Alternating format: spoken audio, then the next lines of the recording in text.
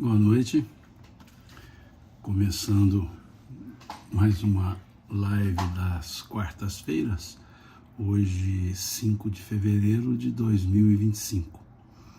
E às quartas-feiras tenho por hábito responder a algumas perguntas que me chegam pelo direct do Instagram, me chegam pelo WhatsApp, me chegam pelo Facebook. Então, eu tenho por hábito, nas quartas-feiras, fazer a resposta, dar algumas respostas. E, dessa vez, temos algumas perguntas acerca do pensamento espírita, e temos uma pergunta que eu não diria de cunho bíblico, eu diria que é uma pergunta que envolve um elemento bíblico, mas ela é de cunho gramatical. Então eu vou respondê-la aqui, junto com as perguntas alusivas à doutrina espírita. A pessoa me mandou uma pergunta dizendo o seguinte: nas orações do Pai Nosso e da Ave Maria, as pessoas estão na segunda pessoa do plural. No Pai Nosso, até que seja, digamos, compreensível, uma vez tratar-se das três pessoas. Mas na Ave Maria, por que o vós? Muito interessante. É uma pergunta muito interessante. Não tem, volto a dizer, o cunho bíblico, mas tem a ver com a forma bíblica, ou com a forma da escrita. Os pronomes tu e vós são os pronomes de segunda pessoa. O tu, quando se refere a uma pessoa determinada, a uma individualidade. E o vós, desculpe-me, quando se refere a uma coletividade, mas que passa a ideia de uma direção específica para um interlocutor, mas falando para mais de um interlocutor. Então, de fato, se nós olharmos a Ave Maria, ou mesmo o Pai Nosso, a ideia da segunda pessoa do plural não seria aplicável. Melhor seria a segunda pessoa do singular, tu. Temos no texto latino, na Vulgata Latina, a ideia de benedictus tu. Veja, benedictus tu, quer dizer, bendita és tu, está lá no latim. Se nós olharmos as traduções da Bíblia Latina, Vulgata, para a língua portuguesa falada em Portugal, para a língua espanhola, para a língua italiana, nós veremos que está na segunda pessoa do singular. Mantiveram a ideia latina, benedictus tu. Então, na língua portuguesa, Brasil, colocou-se na segunda pessoa do singular, do plural, sem um motivo para isso. Talvez pelo um hábito gramatical praticado, colocou-se na segunda pessoa. Agora, segunda pessoa do plural. Agora, há uma curiosidade. Na segunda pessoa do plural, por exemplo, Ave Maria, cheia de graça, bendita sois vós entre as mulheres, né? Bendito é o fruto do vosso ventre. A segunda pessoa do singular, ela está mais presente, ou quase que só presente, na estrutura católica, nas orações católicas. Quando olhamos o Pai Nosso, por exemplo, Pai Nosso que estais no céu, é segunda pessoa do plural. Mas se olharmos os evangélicos, os protestantes, o hábito é Pai Nosso que estás no céu, segunda pessoa do singular. Se olharmos as traduções bíblicas de cunho protestante, o Pai Nosso está no singular, na segunda pessoa do singular. A Ave Maria não é uma oração que está na Bíblia, são trechos de falas da Bíblia, do Novo Testamento, que foram compostos, ajuntados para formar a primeira parte da oração chamada Ave Maria. É uma parte da fala do anjo Gabriel para Maria e uma parte da fala de Isabel, a prima de Maria para ela. Então, dizer a Ave Maria está na Bíblia, a Ave Maria está na Bíblia. Não como uma oração, mas as frases se encontram. Por exemplo, Ave Maria ou Salve Maria é a fala do anjo Gabriel para Maria, saudando-a. Ave Maria. Tu és cheia de graça. Isso é a fala do anjo Gabriel.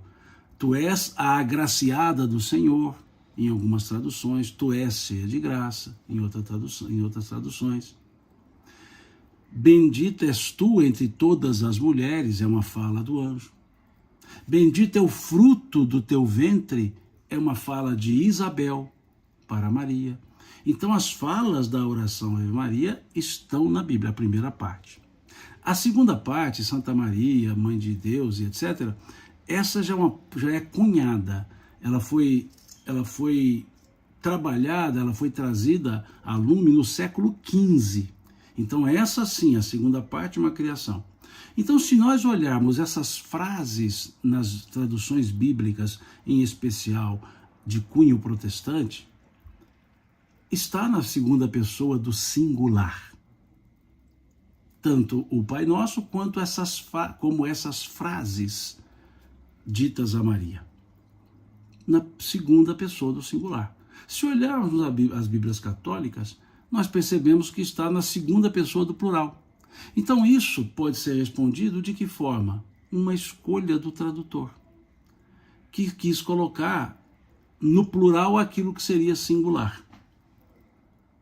É uma linguagem antigramatical? Não. É uma linguagem não convencional. Mas é muito comum, na linguagem formal, para não dizer formalista, usar a segunda pessoa do plural para designar individualidades. Por exemplo, quando se usa o pronome de tratamento, vosso, vossa, vossa majestade, vossa reverendíssima, vossa santidade, vossa senhoria, vossa excelência. Percebam que estamos dirigindo-nos a uma pessoa só, mas usa o pronome, vosso pronome de tratamento, ligada à segunda pessoa do plural.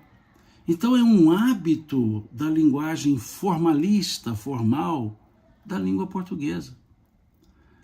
Não é antigramatical, mas é uma forma de se utilizar.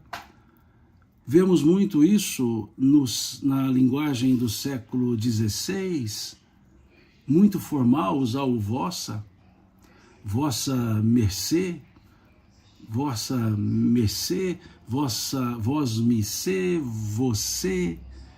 Então são adequações e usos. Então não há uma explicação teológica para o vosso ou tu. O que houve há uma escolha do tradutor. E sendo assim, e aceito na linguagem formal, não há por que dizer que está errado orar o Pai Nosso ou a Ave Maria na segunda pessoa do plural. Se olharmos do ponto de vista gramatical, o ideal, o correto, é a segunda pessoa do singular. Então, repito, na estrutura latina, na Bíblia latina, nós temos a tradução para o latim na segunda pessoa do singular. Benedictas es, né? Ou seja, é tu. Se olharmos na língua espanhola, na língua italiana, na língua portuguesa falada em Portugal, para nós nos referirmos às línguas latinas mais conhecidas, também a segunda pessoa do singular, tanto para o Pai Nosso, como para a Ave Maria. E optou-se, na língua portuguesa, em colocar a segunda pessoa do plural.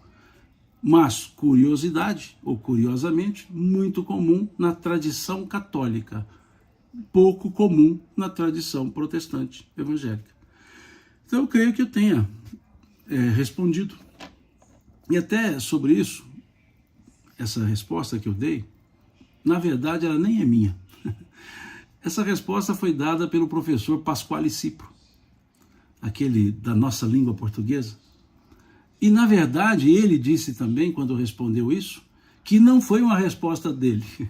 Porque ele disse assim, eu sou professor de língua portuguesa, eu não sou entendido de religião. E ele disse, então eu vou perguntar a um entendido. E disse o professor Pasquale que perguntou ao Frei Beto.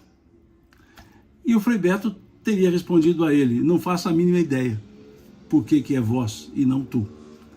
E aí trabalharam com essa lógica, né, de que foi mais uma opção do tradutor. E deixou essa curiosidade que nas outras línguas está na segunda pessoa do singular. Então fica aqui, creio eu, respondida a pergunta, que não é de cunho bíblico, é mais de cunho gramatical. E aí eu vou dizer sinceramente, não sou autoridade nenhuma em língua portuguesa, né? Sou apenas o falante da língua portuguesa, o que escreve em língua portuguesa. Então, mas é só isso. Então, por isso eu me vali de alguém que é entendido da língua portuguesa, que foi a resposta dada pelo professor Pasquale Cipro, e ele se valeu de alguém mais conhecedor das ideias das religiões para verificar se havia algum motivo teológico. E o Frei Beto respondeu a ele que não havia motivo nenhum, não fazia a mínima ideia de por que é vós e não tu. Tá certo? Vamos para as outras perguntas agora, com relação à ideia espírita. Perguntas também interessantes. Foram 3 perguntas. Uma delas é, quanto ao momento do desencarne, da desencarnação, somente deixamos o mundo material quando chega a hora, mesmo em casos de suicídio? Interessante a pergunta. A pergunta é, só morremos na hora certa? Mesmo no caso de suicídio? Só morremos na hora certa, exceto no caso de suicídio. Quem diz isso? Emmanuel, no livro O Consolador. Quando na questão 146, pergunta-se a ele, é fatal o instante da morte? E eles respondem, com exceção, e ele, Emmanuel, responde, com a exceção do suicídio, todos os casos de desencarnação são determinados previamente pelas forças espirituais que orientam a atividade do homem sobre a terra. Esclarecendo-vos quanto a essa exceção, devemos considerar que se o homem é escravo das condições externas da sua vida no orbe, é livre no mundo íntimo, razão porque, trazendo no seu mapa de provas a tentação de desertar da vida expiatória e retificadora, contrai um débito penoso, aquele que se arruína desmantelando as próprias energias. A resposta é um pouco longa, mas para o motivo já fica claro aqui para nós. É fatal o instante da morte? Com exceção do suicídio, diz Emmanuel, todos os casos de desencarnação são pré-determinados, são determinados previamente pelas forças espirituais que orientam a atividade do homem sobre a terra. Essa é uma resposta dada por ele. Mas se nós olharmos no Livro dos Espíritos, na questão 853, se nós olharmos lá, e vamos olhar, óbvio, temos a resposta também a isso. Na questão 853, pergunta-se, algumas pessoas só escapam de um perigo mortal para cair em outro. Parece que não podiam escapar da morte. Não há nisso uma fatalidade? Os espíritos responderam, fatal, no verdadeiro sentido do termo, só o é o instante da morte. Chegado esse momento, de uma forma ou de outra, não podeis livrar-vos dele. Então vejamos a resposta dada pelos espíritos. Fatal no verdadeiro sentido do termo, só o instante da morte. Chegado esse momento, de uma forma ou de outra, não podeis livrar-vos dele. Então, o momento da morte é fatal, ou seja, no momento da morte morrerá? Sim, mas o momento da morte predeterminado não abarca o suicídio. O suicídio é uma antecipação. Então, o suicídio não é algo pré-determinado. O suicídio é uma atitude derivada do mundo íntimo. O suicídio é uma ação derivada do mundo moral. e não das circunstâncias digamos, da roda da vida. É isso que Emmanuel explica aqui na questão 146 do livro Consolador, e é isso o que os Espíritos dizem na questão 853.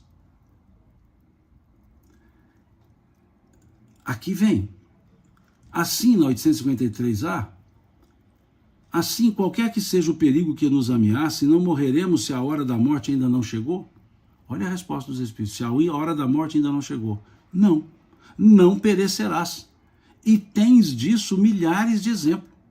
Quando, porém, chegar a hora da tua partida, nada poderá impedir. Nada poderá impedir que partas. Deus sabe com antecedência qual o gênero de morte que te levará da terra, e muitas vezes teu espírito também o sabe, já que isso lhe foi revelado ao fazer a escolha desta ou daquela existência. Então vejamos que na escolha das provas, lá da questão 258 do Livro dos Espíritos, o gênero de morte está escolhido. O gênero de morte está escolhido. Faz parte dos grandes acontecimentos da vida.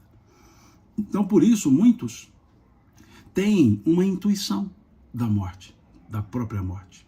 Muitos têm a intuição da própria morte, porque faz parte da programação espiritual. Então, esse instante é inexorável, melhor dizendo, é inexorável. Veja a questão 854. Por ser fatal a hora da morte, serão inúteis as precauções que tomemos para evitá-la? Não, pois as precauções que tomais vos são sugeridas com o fim de evitardes a morte que vos ameaça.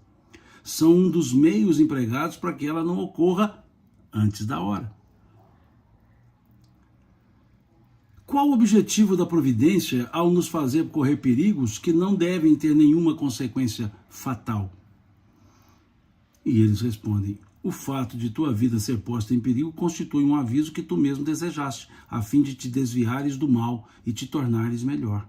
Se escapas desse perigo, refletes mais ou menos seriamente, ainda sob a influência do risco que correste, e em te melhorares, conforme seja mais ou menos forte sobre ti a influência dos bons espíritos. Perceberam? Então, a pergunta feita é muito boa. A pergunta feita é se o instante da morte é instante da morte, inclusive o suicídio. E os Espíritos responderam que, com exceção do suicídio, todos os outros momentos são momentos da morte. Ponto. Então não tem aquela ideia de morrer na véspera ou morrer depois. O instante, o momento está ali já determinado e faz parte da programação. O suicídio é uma antecipação. Não estava programado se suicidar. Foi uma deliberação.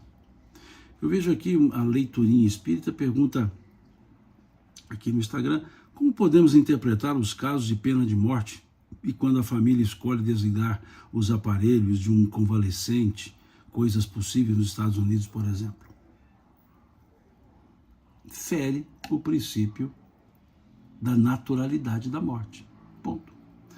Por isso a pena de morte é tratada no Livro dos Espíritos, é tratada no Evangelho segundo o Espiritismo, lá na lei de destruição, como sendo algo muito longe do natural, como sendo ainda um império da materialidade sobre a espiritualidade. Nós vemos isso tanto lá na lei de destruição, que fala de guerras, pena de morte.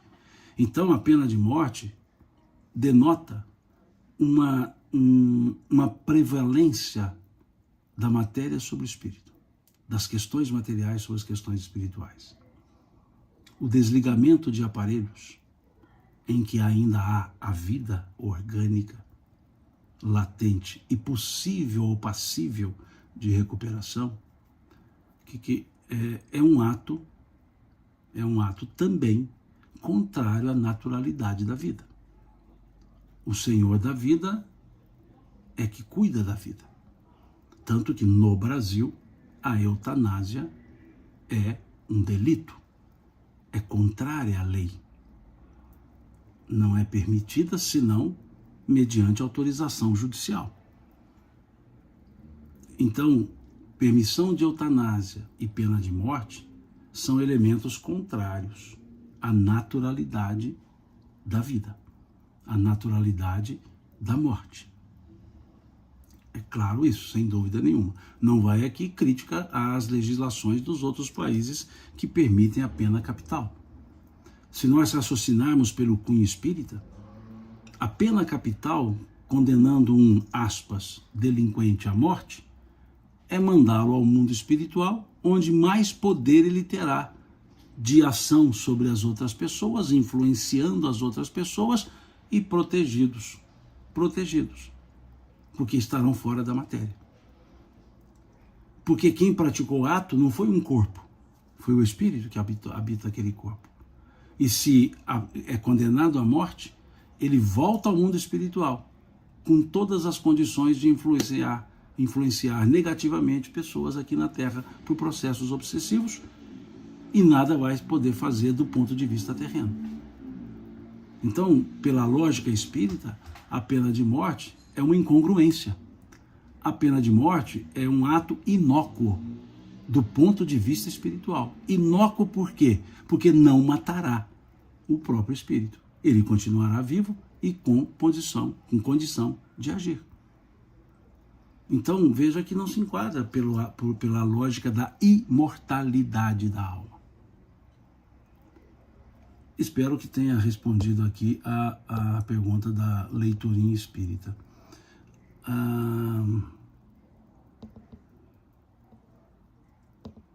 Ok. Tem uma pergunta aqui.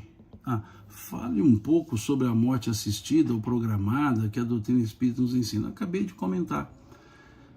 A morte assistida, em regra, são processos de eutanásia.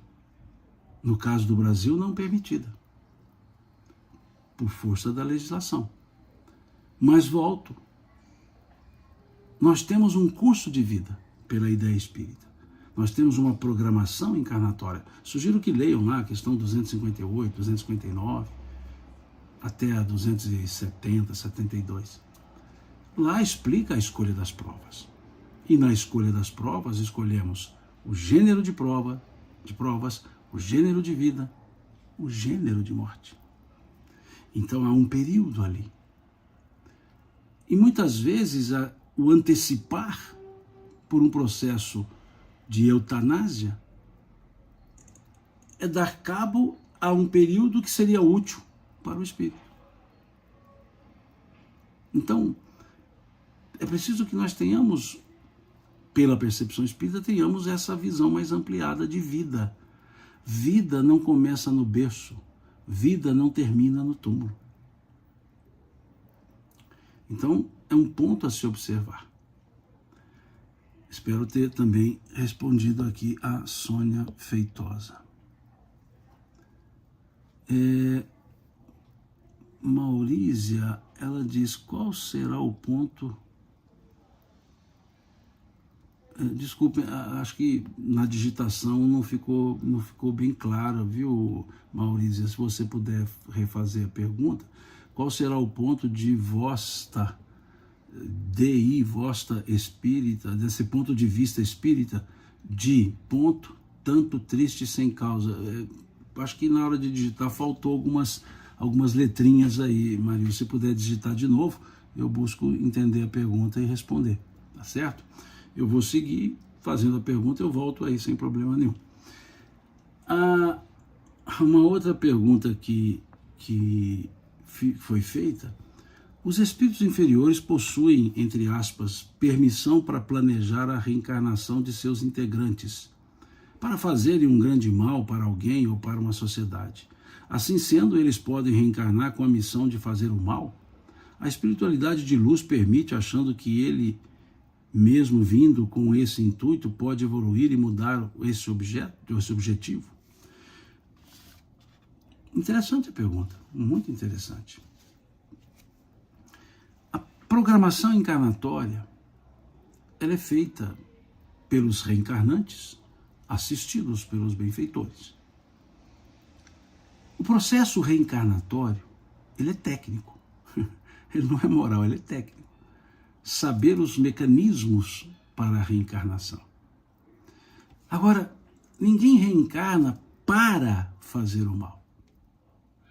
Se olharmos a questão 132 do Livro dos Espíritos, o processo, a finalidade da encarnação é progresso. Então todos nós temos oportunidade de progredirmos. Todos nós temos a oportunidade de progredirmos quando entramos à Terra. Pessoas mais evoluídas, pessoas menos evoluídas, pessoas com índoles boas e ruins, mas são oportunidades para a pessoa crescer, a pessoa se melhorar, a pessoa evoluir. Dessa forma, toda encarnação tem esse objetivo. Mas o artífice da evolução é o ser encarnado, é aquele ser que se encarna. E ele pode agir no bem, ele pode agir no mal, é uma questão de índole. O processo encarnatório é aberto a todos que estão na psicosfera, no mundo de provas e expiações. Então encarnam-se pessoas boas, encarnam-se pessoas más.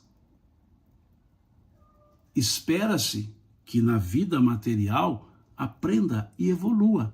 Mas há pessoas que se mantêm estacionárias no mal. Há pessoas que mantêm-se estacionárias na neutralidade. E há aquelas que evoluem. Mas não é uma determinação reencarnar para fazer o mal. Reencarna-se e faz o mal. Reencarna-se e faz o bem. Reencarna-se e não faz nem o bem nem o mal. Isso é a atitude aqui na Terra. Então, não se encarna com a missão de fazer o mal. Lógico, um espírito que encarna-se de má índole, a probabilidade dele exercer a má índole é maior. Mas passando por processos educacionais sólidos, ele pode domar a sua má índole. Mas, em regra, normalmente, o meio no qual a pessoa encarna é o meio para exercitar o seu pendor, mal ou bom. Veja, por analogia, vamos ver a questão 260 do Livro dos Espíritos, que faz parte da escolha das provas. O que nós temos na questão 260? Considerando que os espíritos escolhem, que nós escolhemos a nossa prova, o gênero de prova, veja o que Kardec pergunta e vejam a resposta dada pelos espíritos. Como pode o espírito querer nascer entre gente de má vida? É necessário que o espírito seja posto num meio onde possa sofrer a prova que pediu. Pois bem, é preciso que haja analogia. Para lutar contra o instinto do roubo, é indispensável que se encontre entre gente dessa espécie. Em outras palavras, para domar o instinto do roubo é necessário conviver com ladrões. Porque eu preciso ser instigado para eu domar o pendor. Se eu não sou instigado, eu não estou em prova para domar o pendor. Se nós olharmos a questão 259, também ela é interessante. Se o espírito pode escolher o gênero de provas que deve sofrer, seguir-se-á que todas as tribulações que experimentamos na vida foram previstas e escolhidas por nós? Vejamos a resposta dos espíritos. Todas não é bem o termo, porque não escolhestes nem previstes tudo o que vos sucede no mundo, até as menores coisas. Escolhestes apenas o gênero das provações. Os detalhes são consequências da posição e muitas vezes das vossas próprias ações. Vejam essa parte. Se o espírito quis nascer entre malfeitores, por exemplo, sabia a que arrastamento se expunha, mas ignorava quais atos que viria a praticar. Esses atos resultam do exercício da sua vontade ou do seu livre-arbítrio. Ao escolher tal caminho, sabe o espírito que gênero de lutas terá que sustentar. Sabe, portanto, a natureza das vicissitudes que irá encontrar, mas ignora quais acontecimentos que o aguardam. Os detalhes secundários se originam das circunstâncias e da força das coisas. Só os grandes acontecimentos, os que influem no destino, estão previstos. Se escolhes um caminho acidentado, sabes que terás de tomar muitas precauções, porque grande é a probabilidade de caíres. Ignoras, no entanto, em que trecho cairás, mas é possível que nem caias, se fores bastante prudente. Então percebamos que nós escolhemos um gênero. Então ninguém escolheu fazer o mal. Mas tendo o pendor para o mal, nasce num meio em que esses pendores são instigados. São instigados. E aí pode-se ou não sucumbir-se nessas provas, nesses pendores. Então, não há uma missão encarnatória para ser mal, para fazer o mal. Há uma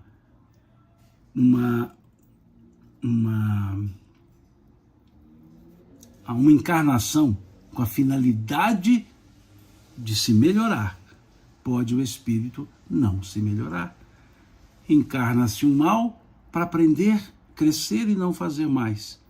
E ele pode ser refratário a tudo isso e continuar fazendo mal. Então, espero também ter respondido a pergunta. Aqui a Vava Santana pergunta, um acidente com um motorista embriagado seria um suicídio para o motorista também? E a pessoa que é atingida, seria a hora certa dela? Sim, seria um suicídio. Veja, acidente, em regra, um acidente, não seria, pela visão das programações encarnatórias, um acidente. Seria uma programação encarnatória. Mas quando esse acidente é causado por imperícia, negligência, imprudência, ou seja, os elementos da culpa, já não é acidente. Já é consequência de uma imperícia, já é consequência de uma imprudência, já é consequência de uma negligência. É um suicídio. Vejam, se eu entro de carro numa curva, que a orientação é entrar a 60 por hora, e eu entro a 140 e o carro capota, eu não posso dizer que foi um acidente, eu tenho que dizer que foi uma imprudência. Uma imprudência que aquele que praticou sabia o risco que poderia ter de perecer o corpo. E mesmo assim, sabendo do risco, não deu atenção ao risco. É o que na linguagem do direito chama-se dolo eventual. Sabia das consequências, mas não se importa com as consequências. Isso é um suicídio. Isso não foi um acidente. Aquele caso do avião que caiu sobre pessoas e matou as pessoas, ou não foi imperícia, não foi negligência, não foi imprudência dos pilotos, estava na programação encarnatória. O gênero. Então, numa forma, entendam bem, didática apenas uma expressão didática, acidente nunca será um acidente, ou fará parte da programação, ou será um suicídio eventual, ou seja, por imprudência, negligência ou imperícia. O exemplo do embriagado, ele cometeu 2 deslizes: embriagar-se e dirigir. Tanto que na legislação humana, se o embriagado causa um acidente com vítimas, ele é taxado de ato doloso, dolo eventual. Ou seja, uma coisa é a culpa, eu passo no sinal fechado, imaginando que vai dar certo. É uma culpa. Eu passo no sinal fechado, sabendo que pode vir outro carro, e eu não estou nem aí, eu passo. É dolo eventual. Ou seja, é uma imprudência. Por isso, culpa e dolo se separam na análise. O dolo pode ser intencional ou pode ser por total desídia. O dane-se. Então, nesse exemplo trazido por você, sim, para aquele que provocou o acidente por descontrole fruto da embriaguez, é um suicídio.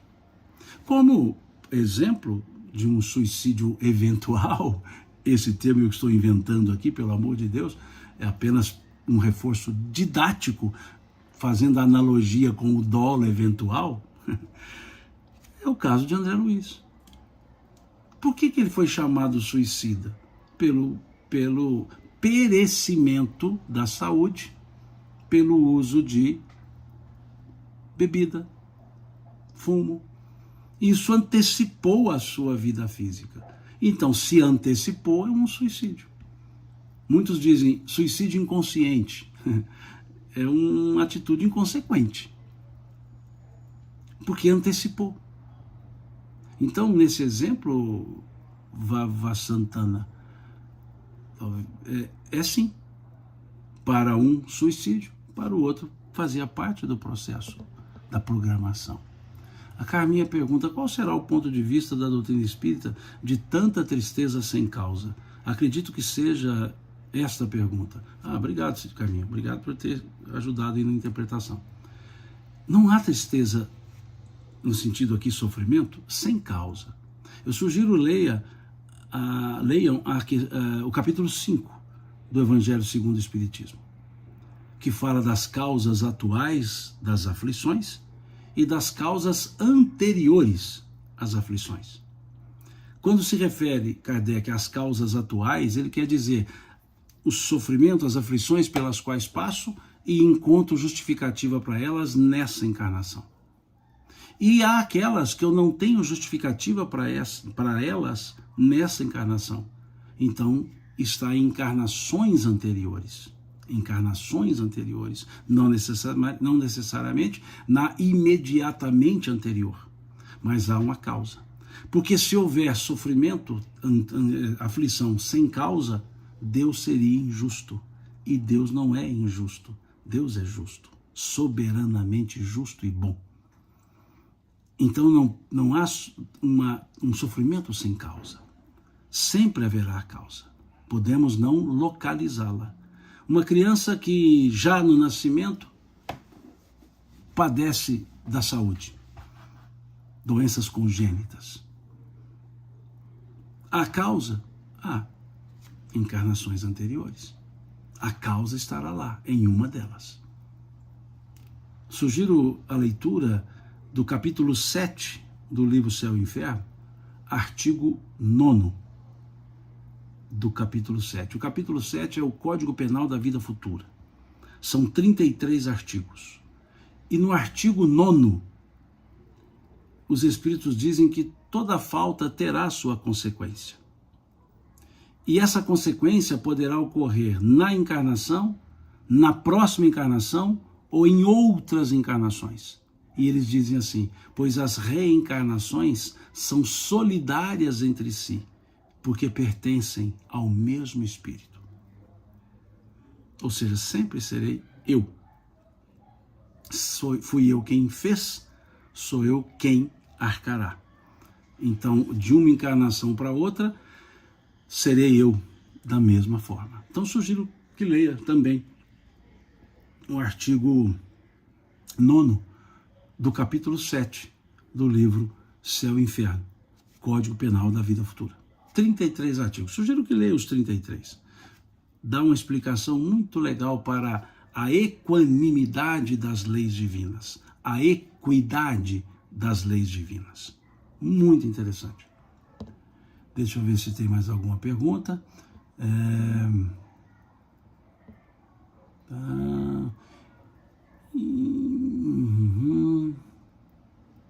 Em algumas decisões médicas e familiares, também em evitar procedimento A ou B no tratamento do paciente dito terminal seria uma forma de abreviar o desencarne? Em tese não. Em tese sim. Vamos avaliar. Normalmente as doenças incuráveis, pacientes terminais, têm cuidados paliativos. Por que paliativos? Para minimizar o sofrimento. Mas a pessoa segue a sua vida naturalmente e falece naturalmente.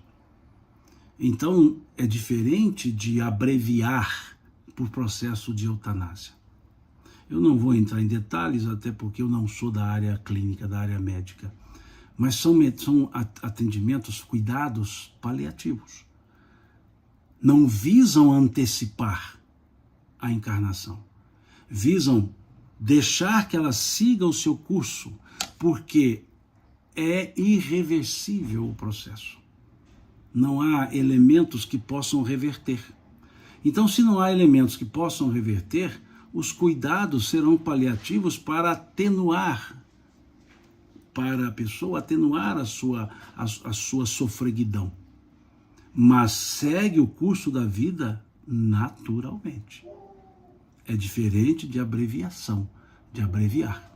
Então, não se usa o procedimento por ele ser inócuo, por ele não surtir efeito. Agora, se o tratamento pode ser feito, pode surtir efeito e não faz, já não são cuidados paliativos. Aí cai para o campo de uma forma bem diferente, mas cai para um campo semelhante ao campo de eutanásia, ou seja, ao campo de abreviação por negligência da própria pessoa. Porque se há possibilidade do tratamento reverter a situação e não faz, a pessoa está cometendo um suicídio, muito consciente. Se os cuidados, mesmo tomados, não surtirão efeitos, aí entra-se para os cuidados paliativos, que é o que eles chamam de morte digna, boa morte. Ok?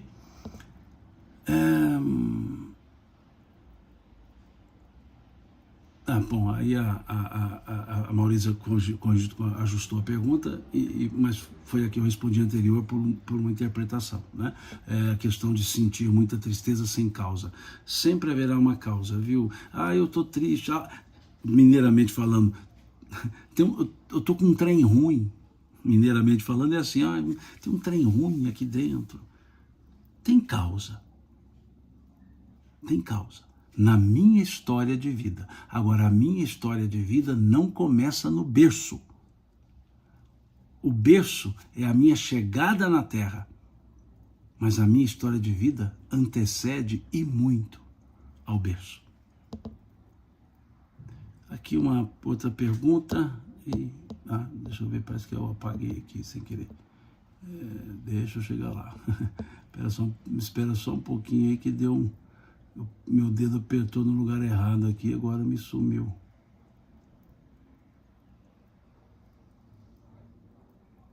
A Marisa repetiu a pergunta que eu já tinha respondido. Depois, se uma pessoa se nega... se uma pessoa se nega a um tratamento quimioterápico que ela está abreviando a vida dela, em tese sim. Em tese sim. Em tese sim. Porque se aquele tratamento prolonga, em tese sim. Deixa eu ver se tem uma pergunta. Tinha uma pergunta aqui, eu apertei errado. E acabou que... sim, agora achei. Amigo, eu ouvi em um estudo que a palavra reencarnação foi alterada por ressurreição e que foi uma mulher que não aceitou a palavra. Você pode explicar melhor se possível? Vamos lá. A pessoa que falou deve ter se referido ao segundo concílio de Constantinopla, no século VI, em que o imperador Domiciano teria sido influenciado pela sua mulher, chamada Teodora, dizendo que tinha que tirar dos cânones a palavra reencarnação, porque ela, Teodora, não admitia a ideia de um dia, numa outra encarnação, nascer, por exemplo, escrava. Então, ela pediu ao imperador, que tirasse, nesse concílio ecumênico, segundo o concílio de Constantinopla, do século VI, tirasse a palavra reencarnação dos textos e colocasse ressurreição. Isso muitos falam, já li muitos textos, só que eu também li os textos advindos do segundo concílio. Digamos, os anais do concílio de Constantinopla. E não consta isso. Acaba que alguém falou isso no passado e assim ficou. E foi repetindo, e acabou criando uma história de um fato que não há nenhum documento comprobatório. Nenhum. E até falo isso como historiador. Depois pesquisem sobre o segundo concílio de Constantinopla e vocês verão vários textos mostrando a não existência disso, que muitos espíritas falam, e espíritas renomados. E que eu já falei também. E não sou nada renomado, mas falei também. Até que, estudando mais, mergulhando-me nos anais do segundo concílio de Constantinopla, não encontramos, ou não encontrei, nada que falasse disso. Até porque o concílio não foi presidido pelo imperador. Então, a gente tem que observar que muitas vezes surge lá não sei quando uma fala dentro de uma ideia especulativa, aquilo vai sendo reproduzido, de maneira tal que se transforma em algo como verdadeiro. E um dos pontos duvidosos é esse. Nesse concílio de Constantinopla, por exemplo, eu tenho até um texto, escrevi um ligeiro texto sobre isso, se eu localizá-lo, posso até postá-lo depois no Instagram, esse texto. Nesse concílio discutiu-se as heresias. E ao discutir as heresias de Orígenes, e dentre elas a Orígenes não refutava o aspecto reencarnatório, presumiu-se que estava refutando a reencarnação, mas estava se refutando a ideia de Orígenes. Estava se refutando outras ideias hereges, as chamadas heresias perfeitas, era o termo utilizado para diversas heresias, que esse conselho veio fazer anátema dessas heresias. Diversas. Então o concílio veio para esses elementos, mas não tratou, não reescreveu nada. Se nós olharmos, por exemplo, na estrutura judaica, que não passou pelo concílio de Constantinopla, se nós olharmos no livro dos profetas, se nós olharmos que seja na Torá, que são livros judaicos, que não são cristãos, mas que a Bíblia cristã os tem no Velho Testamento, esses livros não foram, entre aspas, reescritos no concílio de Constantinopla. Por exemplo, está até mais fácil aqui, está aqui bem acima de mim, a Torá. A Torá são os 5 livros de Moisés. Se lê, no nosso caso, é de trás para frente. Como nós temos o Beret, o Noá, aqui se fala em ressurreição. E esse livro não fez parte da estrutura do concílio de Constantinopla. Então a gente tem que ter alguns cuidados em relação a esses tipos de afirmações, porque acaba depondo contra nós que queremos dizer que a reencarnação existia nos textos. Nós temos na estrutura judaica um grupo de judeus reencarnacionistas. Então, não teve isso, não há, melhor dizendo, documentação que comprove que teve isso, ou seja, que Teodora pediu ao Domiciano que tirasse dos textos bíblicos a palavra reencarnação e substituísse por ressurreição. Porque a palavra ressurreição já estava nos textos há muito tempo, principalmente os velho-testamentários. Acho que deu uma ideia, né, Lua Doce? Qual o ponto de vista de uma pessoa sentir tanta tristeza sem causa? Já respondi, né, Maurício? Causa existe, só não sabemos qual, né? Qual a visão? Mesma coisa. Depois vem, já respondemos, da quimioterapia. Vamos ver se tem mais alguma coisa. A Marilza volta na pergunta, né? Qual, do ponto de vista espírita, quando uma pessoa tem sentimentos de tristeza constante, sem causa aparente? Estados depressivos, não estou me referindo à patologia, são elementos do mundo emocional.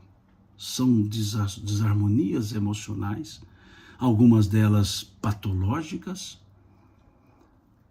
mas do ponto de vista espiritual, não haverá nenhuma ansiedade, nenhuma melhor aflição, nenhum sofrimento sem uma causa. O eu não descobrir a causa não significa que ela não exista. Porque se não houver causa, Deus seria injusto, volto a dizer. Então, Maurícia, como eu vejo você está sempre trazendo essa pergunta, procura um profissional da área da saúde, um profissional da área das emoções, um psicólogo. Conversa um pouco sobre isso. Conversa um pouco sobre, se essa é uma questão sua, conversa sobre a sua questão. É sempre importante buscarmos ajudas de pessoas preparadas, profissionais da área da saúde emocional, me permito usar esse termo. Então fica aqui a sugestão, né? Mais alguma pergunta aqui, antes que eu faça a última que me mandaram? O que dizer quando, pela união da família, ter que abdicar e de praticar minha religião? Marido católico. Tranquilo. Não vejo problema nenhum, Angélica. Não vejo. Pela harmonia, o fato de você não ir ao centro, de você não ter a prática espírita, não tira de você o sentimento religioso. Agora, a desarmonia familiar de pessoas que se amam, causada por entendimentos diferentes do ponto religioso, o mais sábio sempre cede primeiro. Não existe católico pior do que espírita, espírita pior do que católico, católico pior ou melhor, ou evangélico melhor ou pior do que espírita, do que católico. Cultive a sua religiosidade. A sua relação com Deus independe de escola religiosa, depende da sua certeza nele, em Deus. O não ir ao centro não lhe causará desordem, como causaria indo e gerando problema com a família. Então, para que ele gerar dissensões se podemos ter consensos, uniões? Para que forçar? Ninguém transforma outra pessoa, a pessoa é que se transforma. O culto do Evangelho, você pode fazê-lo em casa, sozinha. Que diferença faz? Se você faz em casa ou faz no centro, a sua relação com Deus é sua. A sua relação com Deus é personalista. Na questão 354 do livro Consolador, Emmanuel nos fala da fé. E ele nos diz nessa questão 354 do livro O Consolador, ele diz: ter fé é guardar no coração a luminosa certeza em Deus, certeza que ultrapassa os limites das crenças religiosas. Certeza que ultrapassa os limites das crenças religiosas. Alimente a sua fé. Demonstre a sua fé em relação ao Criador. e cuide do bem-estar familiar. Religião não se disputa. Puro e simples. Deixa eu ver se tem mais alguma coisa.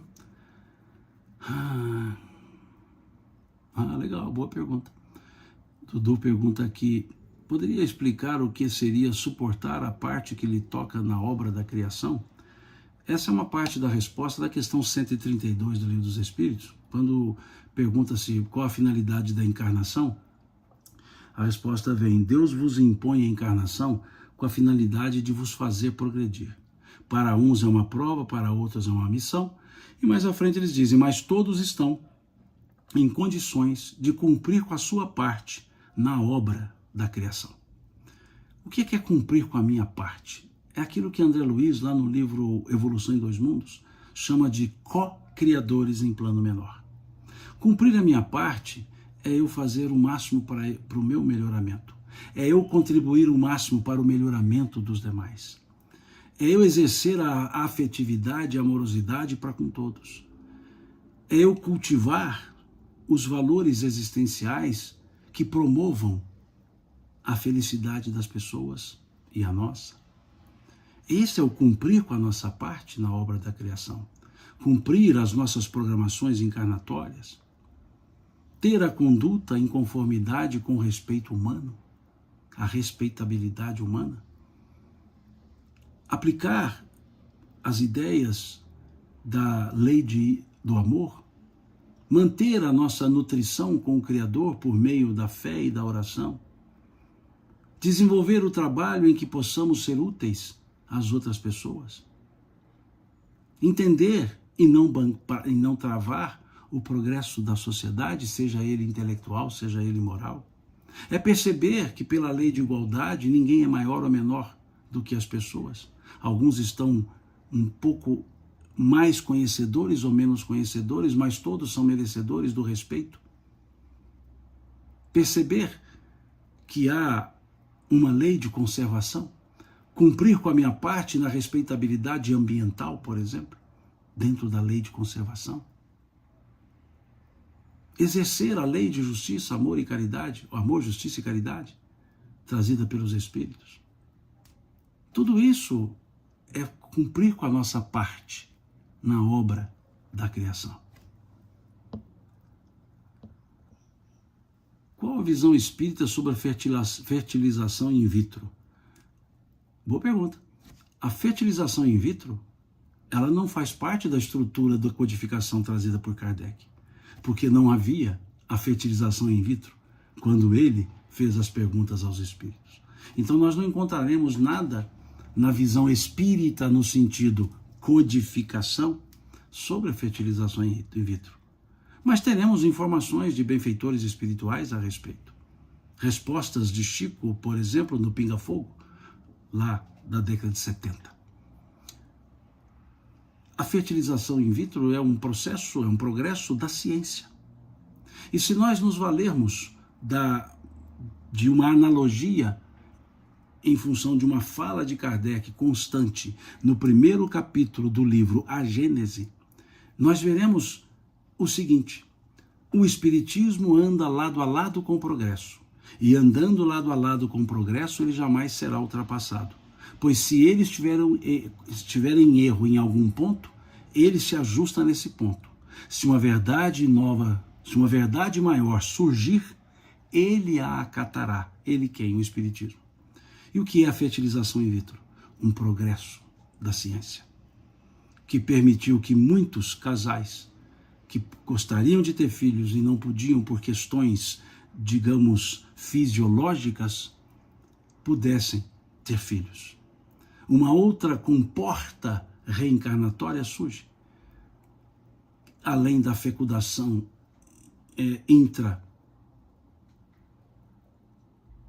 a fecundação in vitro, permitindo a reencarnação, permitindo no esforço, na vontade da paternidade e da maternidade, extracorporeamente, permitindo uma fecundação. E implanta-se de volta para que a gestação se faça no seio materno. Então, o que é a fertilização in vitro? Um progresso na marcha da ciência da humanidade. E o Espiritismo nunca refuta a ciência. Isso está no primeiro capítulo do Evangelho segundo o Espiritismo, a aliança da ciência e da religião. Então, por essas analogias, ou por essas fundamentações, podemos criar uma analogia e dizer, qual a visão sobre a fertilização? Um progresso da ciência que o Espiritismo abarca, aceita. É o que Kardec nos orientou. Primeiro capítulo do livro A Gênese, o caráter da revelação espírita, primeiro capítulo do Evangelho segundo o Espiritismo. Também falando as mesmas coisas.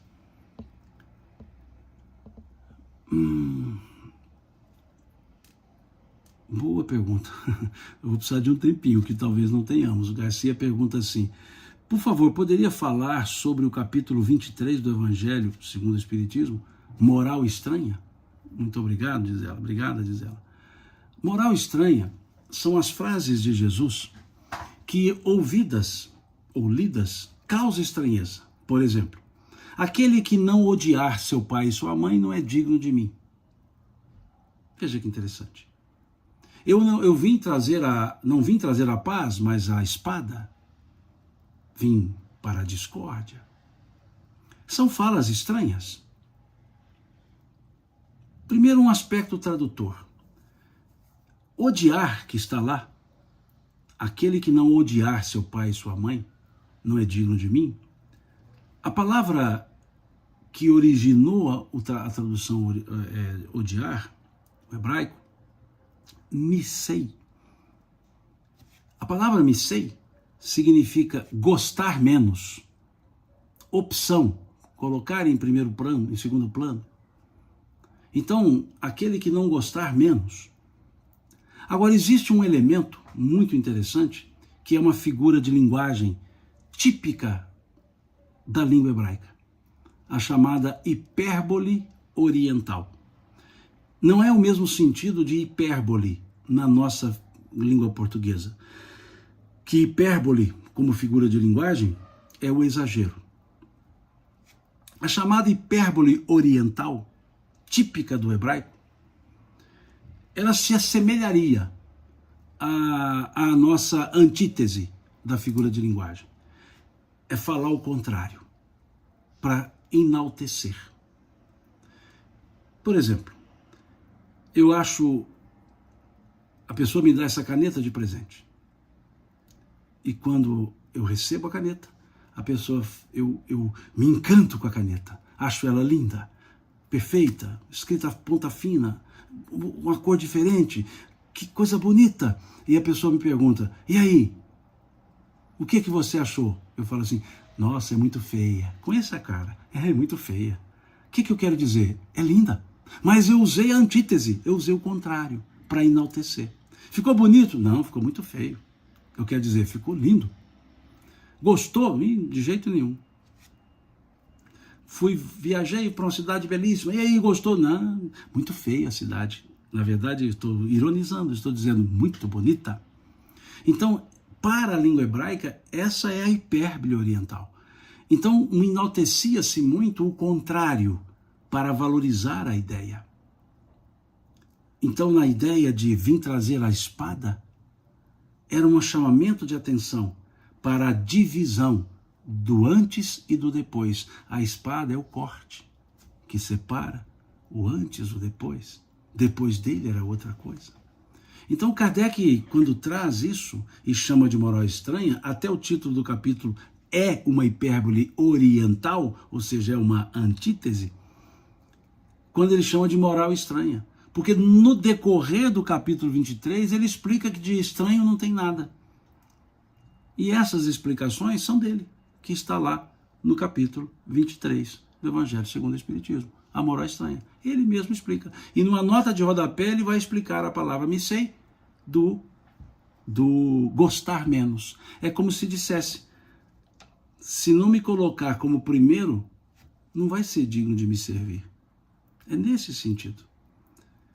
A Deus em primeiro, a lei de Deus em primeiro, o amor em primeiro, o Cristo em primeiro, nesse sentido, não de desprezo aos demais, mas num aspecto de prioridades, como ele foi dizer a diversas pessoas: Senhor, quero seguir-te, segue-me, deixa primeiro enterrar o meu pai. E aí ele responde: deixai aos mortos o cuidado de enterrar os seus mortos. Ou seja, você está com a vida pela frente porque você está olhando a morte. Quero seguir-te, Senhor. E ele diz: segue-me. E a pessoa diz: deixa primeiro eu guardar o trigo no celeiro. E ele responde à pessoa: segue-me agora, tolo, pois hoje mesmo será pedida a tua alma. Ou seja, você nem vai guardar o trigo, você morrerá antes. Senhor, quero seguir-te para ganhar a vida eterna. Vai, vende tudo que tem e me segue. E a pessoa entristeceu-se porque não tinha bens e saiu. Aliás, é um dos capítulos comentados por Amélia Rodrigues, no livro Primícias do Rei. Então, são elementos idiomáticos trazidos por Jesus. A língua hebraica, ela é rica em expressões idiomáticas. A língua aramaica é rica em expressões idiomáticas. O que são expressões idiomáticas? São frases que a literalidade é diferente do sentido que a frase quer trazer. Por exemplo, fulano deu com os burros na água. Deu com os burros na água é uma expressão idiomática. Quer dizer que ele pegou o animal e jogou dentro d'água? Não, quer dizer que ele se frustrou. Dar com os burros na água é o mesmo que frustração. E estava fazendo isso, pensei que ia dar certo, dei com os burros na água, ou seja, me frustrei. É a expressão idiomática. Como? É mais fácil passar um camelo pelo fundo de uma agulha do que um rico entrar no reino dos céus. Isso é uma expressão idiomática. Nem todo aquele que diz Senhor, Senhor entrará no reino dos céus. Expressão idiomática. Então a língua aramaica, hebraica também, muito rica em expressões. E elas estão presentes nas formas do Evangelho. Então, entendendo a estrutura das línguas, entendemos melhor o sentido das palavras, o sentido das frases. Há diversas interpretações. Kardec, por exemplo, traz a interpretação para o passar um camelo no fundo da agulha, mostrando que camelo é uma palavra que significava o animal e significava um fio grosso, uma corda. Então, era mais fácil passar uma corda por um buraco de uma agulha do que um rico, no sentido de dependente da riqueza, entrar no reino dos céus. Mas há outras interpretações, como de John Davis, por exemplo, uma interpretação que eu entendo belíssima, riquíssima, que é mostrar a necessidade da humildade. Porque interpreta ele dizendo que agulhas era o nome dado àquelas torres que ficavam nas muralhas da cidade. Jericó, por exemplo. Torres, o portão central, largo, e as torres tinham uma porta pequena em altura e estreita. Eram as chamadas portas de alfândega. Agulha por serem pontiagudas e aquela portazinha. Então tinha um formato de uma agulha. E aquelas portas de alfândega era para poder avaliar as mercadorias que entravam nas cidades. Então os camelos vinham carregados de mercadorias. Eles não conseguiam passar pela porta da agulha. E para isso tinha que tirar a carga do camelo. E o camelo passava pelo buraco ajoelhando nas patas dianteiras por causa da altura. E ficava de fora as mercadorias. E então Davis, ele interpreta dizendo: o camelo se ajoelhar e passar pelo buraco é o ato da humildade. O passar sem as mercadorias é o desprendimento. Para entrar no reino dos céus precisa haver o desprendimento e a humildade. E o trabalho para um camelo passar ajoelhando-se nas patas dianteiras para passar pela porta era muito grande, muito difícil. Então mais fácil era um camelo fazer isso do que aquele que não se dispusesse a abrir mão dos seus bens, entrar no reino dos céus. Veja, uma interpretação da expressão idiomática trazida por Davis. Então, é preciso que nós entendamos que a literalidade nem sempre se aplica nos textos escritos na estrutura principalmente hebraica, aramaica. Acho que agora está acabando as dúvidas, acabaram, né? As dúvidas. Obrigada por responder. Acho que agora acabou. Então eu vou ler a última pergunta que me chegou, porque eu achei essa pergunta bem interessante e eu já respondo. A pergunta foi o seguinte: eu estou rindo não por ironia, mas pela cena, pela característica. Pode-se bater palmas ao final de uma palestra? Algumas pessoas dizem que essa prática é envaidecedora. Onde que está escrito na estrutura espírita da codificação que não se pode parabenizar uma pessoa por algo bem feito? Onde está escrito que não se pode aplaudir? Isso aguça a vaidade. O vaidoso não precisa dela aguçada, ele mesmo a aguça por si mesmo. Ele a aguça por si mesmo. O bater palmas não é um ato de idolatrar pessoas. O bater palmas é um reconhecimento de algo bem feito. É um agradecimento. A pessoa aplaude porque gostou e quis manifestar. Onde é que está a falha nisso? Onde está errado nisso? Mas o palestrante, o expositor vai se envaidecer. Se ele se envaidecer por aplauso, não é o aplauso que é o problema. É ele que é o problema. Não é o aplauso que vai fazer ou ficar vaidoso. A vaidade já existe. E alguns até substituem as palmas. A pergunta até colocou isso, é porque eu resumi a pergunta, e aplaudem por movimento de mãos. Quer dizer, eu posso aplaudir fazendo assim, mas não posso fazer barulho? Que diferença tem esse movimento com esse movimento?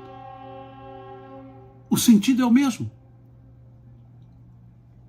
Mas assim não faz barulho. Então o problema não são as palmas. Se eu bater palmas assim, sem barulho, tá bom. Isso é a pessoa querendo impor aos demais o seu próprio conceito, sem o mínimo de racionalidade, sem o mínimo de bom senso. Como na Idade Média. Quem já leu o livro de Humberto Eco, O Nome da Rosa? Quem já leu o livro, O Nome da Rosa? Qual era a ideia constante naquele mosteiro dos beneditinos? Não se podia sorrir. Não se podia sorrir. O sorriso era danoso. E o mosteiro pegou uma obra de Aristóteles e a escondeu, porque ela falava do riso. E as pessoas começaram a aparecer mortas. E o investigador, lógico, é uma ficção, O Nome da Rosa, Humberto Eco, e aquele investigador percebeu que as pessoas morriam e ficavam com os dedos arroxeados com tinta. Ele pesquisou e achou o livro. E percebeu-se que colocou-se um veneno nas folhas do livro, porque aquele que colocou o veneno não queria que as pessoas lessem, porque aquela obra falava do riso e não se podia rir, porque era pecaminoso rir. E envenenando as pessoas, ao passar as páginas, punham a mão na boca para folhear e iam se envenenando. É um livro interessante, de um grande escritor, Humberto Eco, O Nome da Rosa. Idade Média. Então vejamos, Idade Média não podia sorrir. Hoje na casa espírita, em qualquer lugar, deve-se sorrir. Agora vem alguns dizendo, não se pode bater palma. Estamos retrocedendo em termos de evolução? Não há proibição para isso. No centro que eu frequento não pode. Bom, isso é um problema do centro, do dirigente do centro, porque não há nada que proíba isso. Agora ninguém está falando que vai assoviar, fazer uma balbúrdia, levar aqueles negocinhos lá que aperta e sai aqueles papéis jogando no ar. Não, não é isso. Um aplauso educado, nada efusivo, só mostrando o quanto eu gostei daquilo que você me falou. Parabéns. Em outras palavras, está dizendo as palmas, continue assim, continue fazendo o bem feito. É isso que as palmas estão dizendo. Continue a fazer o bem que você está fazendo. É um incentivo. Agora, se a pessoa se envaidece, ela se envaidecerá com um olhar que seja. Porque o problema é a vaidade que ela traz e não a vaidade que as palmas levam. Porque palmas não levam vaidade. E nem leva à vaidade. A vaidade. Então, a pergunta, pode-se bater palmas ao final de uma palestra? Pode. Agora, se o palestrante se envaidecer, problema que ele vai ter que resolver. Ele com a sua consciência, ele com Deus. Como disse-nos o apóstolo Paulo, quando, em uma das na sua primeira carta aos Coríntios, cada um dará contas de si mesmo a Deus. Então é isso. Ou não aplaudiu e depois eu vou cumprimentá-lo. Eu vou cumprimentá-lo. E eu já ouvi falando comigo, Simão, eu não vou te cumprimentar não, para você não ficar vaidoso. E saiu. Olha, Paula, eu não vou te cumprimentar para você não ficar vaidoso depois da palestra. Eu falei assim, para eu não ficar vaidoso, ela vai ficar mal educada? O que custa dizer, olha, gostei, muito bom, continue assim, estude mais, muito bom, parabéns. Educação, a pessoa se torna deseducada para não envaidecer, dizendo, eu não vou lhe cumprimentar, para você não ficar vaidoso. Eu já ouvi isso, e não foi uma vez só. Não demando o cumprimento, mas eu estou rindo quando fez a pergunta, não rindo da pergunta, que a pergunta é muito importante, a pergunta é muito séria. Mas é porque são acontecimentos tão assim, inusitados, que você para e pensa, será que está acontecendo isso mesmo? A pessoa disse isso mesmo ou eu ouvi mal? É assim. Então o meu filho, o filho de vocês, a filha de vocês, faz um bom trabalho e eu vou dizer a ele ou a ela, não te falo nada, para você não se envaidecer. Não é o contrário, dizer, olha, que bom, parabéns. O filho fala, olha, passei no vestibular. A mãe fala, não vou te cumprimentar para você não se envaidecer. Ela vai dizer, parabéns, meu filho, que bom, meu filho. Então é isso. É esse o aspecto. Nós criamos e nos condicionamos às criações sem, pelo menos, avaliar a pertinência daquela criação. Então espero ter respondido a essa pergunta. Pode-se bater palma no final de uma palestra? Sim. Pode sim. Não vai envaidecer ninguém que não queira ser envaidecido. Tá certo? Já avancei muito, acho que nunca fiz uma live respondendo 1h e 18 minutos. Mas foram surgindo perguntas aqui, eu fui respondendo. Então, desculpe-me porque acabei tomando um bom tempo de vocês aí. Mas cumpri aqui a ideia de responder a essas perguntas que me chegaram e eu coloquei aqui para a gente ver. Tá certo? Muito obrigado. Começamos um estudo, eu e a amiga Adriane Bacarim, sobre o livro Primícias do Reino. Nós vamos fazer esse estudo às terças-feiras, de 15 em 15 dias, o próximo é dia 18 de fevereiro, já fizemos um ontem, e é um estudo capítulo a capítulo. Então fica aqui o convite para quem quiser estudar conosco a obra Primícias do Reino, de Amélia Rodrigues, estejam conosco. Dia 18 teremos o nosso segundo encontro, e de 15 em 15 até o final de março, depois nós vamos tentar fazer semanalmente e estudar a obra. É pelo canal do YouTube, Sala Virtual Joana de Ângeles. Sala Virtual Joana de Ângeles. Eu sempre posto nos stories, antes da palestra, antes do estudo, colocando o link. Mas faço aqui o convite, se quiserem estudar conosco.